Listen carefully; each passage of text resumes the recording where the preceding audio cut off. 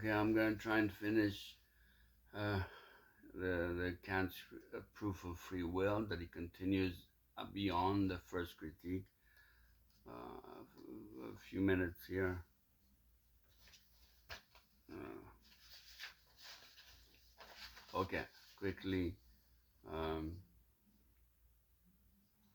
Kant's second critique or other works of morality, Kant adds this to the proof. He first said the proof couldn't be resolved, determinism versus free will, but here he tries to finish the proof of free will later. So maybe it seems like he changes his mind, which is very strange. Okay, Proposition 21, our faculty of reason gives us a necessary moral law. Our senses give us knowledge, but our faculties of thought also give us knowledge.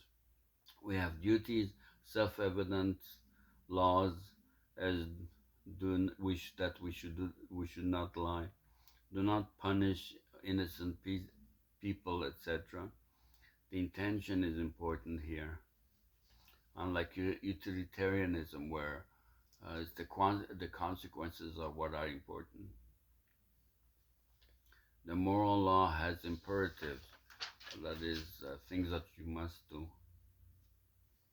And it it has the categorical imperative, not only in hypothetical imperatives. The former imperatives are laws without conditions. There is no causal series in time, so free will may be possible. Hypothetical laws have conditions, so these laws are causal series and may be in time and excludes free will. See Kant's transcendental analytic in the first critique. So these may imply determinism. See the since the causal series may be endless. There is the categorical imperative that says act according to a law so that you would make it a universal law for everyone. Maybe some people misunderstand Kant here. Is Kant assuming all people are equal and have the same character? Proposition 23, speculative reason only showed in the dialectic that both free will and determinism are possible. See the first critique. Have arguments for both free will and determinism, but both are fallacious. See this, since a series in time may not end. Also, freedom or freedom or breakdown of law causality includes randomness. It is not possible in time. See first critique of transcendental analytic, or the first 20 or so proposition I mentioned above, which I summarize it. Proposition 24, but practical reason can prove we have free will, and an analytic proof of theoretical reason uses only the principle of contradiction. It did not solve the antinomy, except dismiss both of them as fallacious. A synthetic proof of reason goes beyond the concept. Proposition 25, we are not limited to hypothetical imperatives, since unlike lower animals who only follow hypothetical imperatives, humans can see that in practice they can follow the categorical imperative.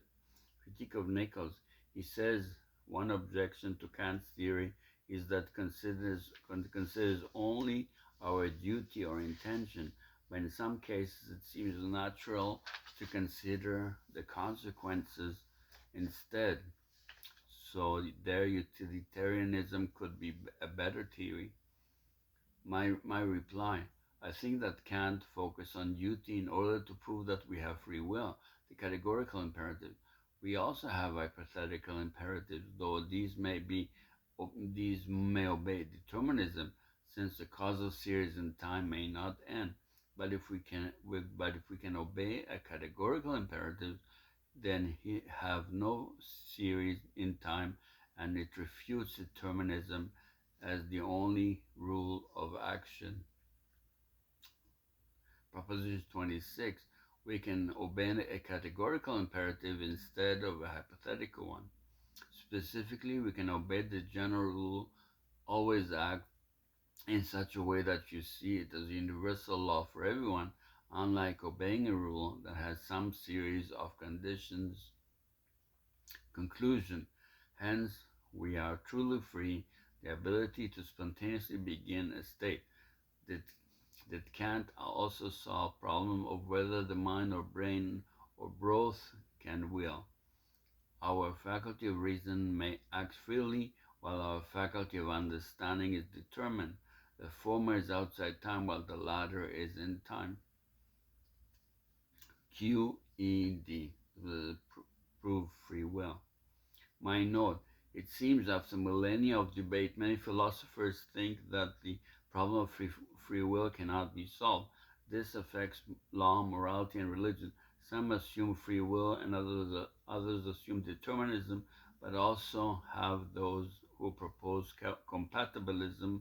The view here are some things are true whether we are true or not, whether we are free or not free. My note, I read several textbooks and masterpieces of philosophy and science. I recently saw the 36th lecture course called Modern Intellectual Tradition from Descartes to Derrida by Professor Lawrence Cahoon, copyright 2010. Here, lectures 8 and 9 are on Kant. I saw the 24 lecture course called Great Philosophical Debates, Free Will and Determinism by Professor Sean Nichols, copyright 2006, lecture 16 is on Kant, also lecture 17. I saw the lecture number 18 called Do We Have Free Will from the 24 lecture course called Philosophy of Minds, Brains, Consciousness, and Thinking Machines by Professor Patrick Grimm. Free Will, see Immanuel Kant and more. See this is about. So this outlines the whole proof of free will of Kant. It does not stop at the masterpiece called the First Critique or the Critique of Pure Reason. As I said before, one famous lawyer used the argument of determinism in court 100 years ago, and he won the case.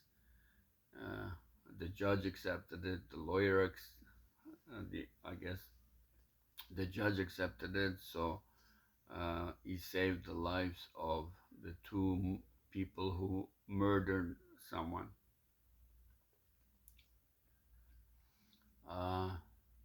So maybe this proof actually would change things.